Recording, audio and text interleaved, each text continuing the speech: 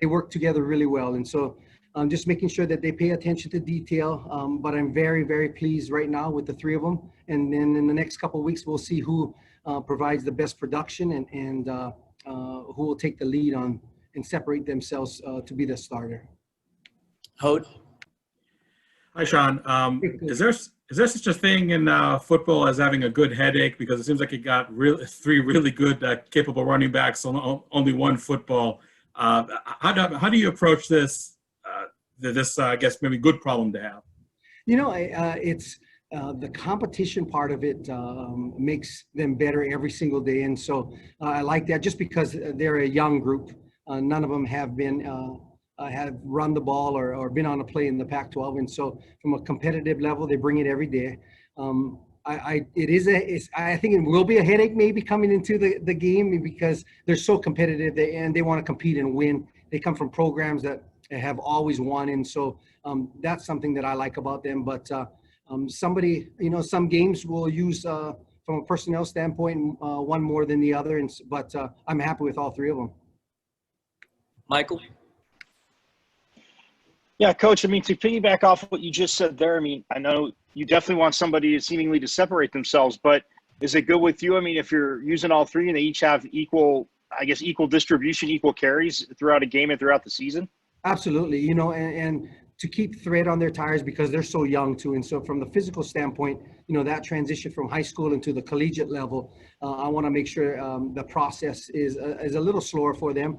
But if I could equally get all of them reps and they'd be equally productive, that would be probably the dream situation. But there's going to be some situations from a personnel standpoint that how we attack an opponent's defense, some will get more carries than the other. But seemingly all three of them can get the job done. Jeff Metcalf. Thanks, Coach. When you did the 7 spring practices, you didn't have White. How much different has it made now adding him to the mix? It is a lot different. Daniel was hampered a little bit by a hamstring, but he's fully good right now. But Rashad brings a different element. He's that slasher back that's great out of the backfield.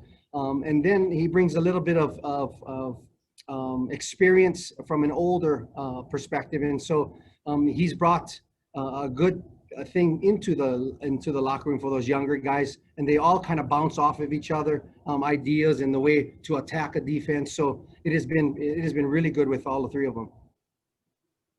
Michelle?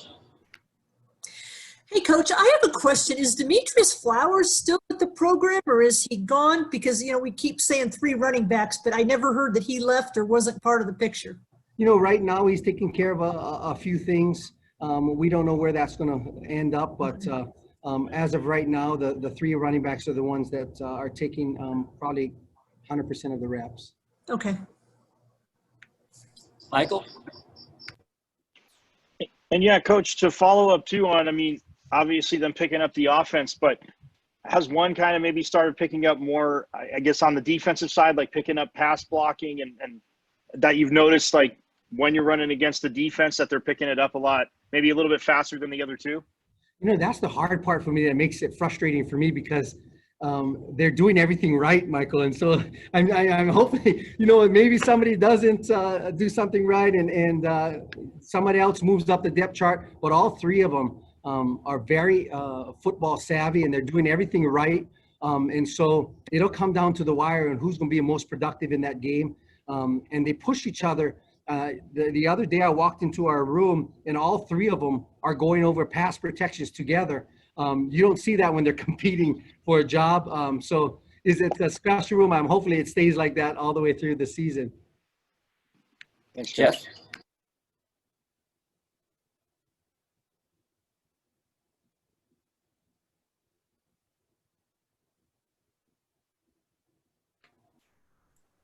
The fact that these players could get an extra year of eligibility, does that help in any way in easing the anxiety of the competition? I think that they all understand, this experience in these next 6-7 games are going to help them coming the fall. And to them, it's like a bonus year for them to prove themselves. And hopefully within these 6-7 games, somebody will again separate themselves. But I think for them, it gives them a chance to get better in the Pac-12 and mature a little bit slower than just jumping into a season. And again, this is a season. However, it gives us another season for them to mature. Tressa? Hey, Coach, thank you for your time. This isn't too relevant to the running backs, but, another factor with someone who runs is Jayden Daniels. How fun is it kind of having, this dual threat quarterback who's able to be just as efficient on his feet along with your 3 running backs? What can they learn from his game, maybe? The how Jayden attacks the defense, and they're always talking, and I told them also to make sure that they gain Jayden's trust, because like last year, anytime Jayden got into trouble, he would dump the ball off to Eno, and he would understand. And Jayden hardly makes those mistakes, as you can see with the turnover ratio. But I think the more that Jayden trusts our running backs and them dumping the ball off, and Jayden dumping the ball off to them, that will just enhance their game as well. And so they're doing well because Jayden throws to them with routes on air, and he trusts them to catch the ball. And so I think there's a good relationship there. Anyone else? Yeah, hi. Sorry, Jeremy. This is Ode. Shaun, concerning the offensive line, I know a lot's been said about the upgrade in that area, especially with the grad transfers on the left side of the line. From a running back perspective, what have you noticed differently in the just blocking capabilities and level of blocking, I should say, this preseason compared to last year? I think they're building more trust together, and that chemistry working. I think from an intelligence standpoint, this offense is tough too, and I think they're getting it. They're getting better every single day, and so that excites our room, of course. The difference, I think, is that left tackle and Kellen Deesh, the experience he has a little bit to secure that side, and then he's playing next to Donovan. So I know that Jayden's probably very secure and confident on that side, and he brings that maturity to that line. And so I'm excited about them, and they're getting better and better every day. I think once the camp is over and we're installing for USC, I think that chemistry will hold true. And Jeff, last question. None of these backs really know Eno.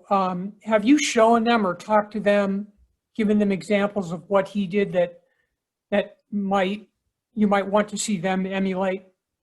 It's funny you say that.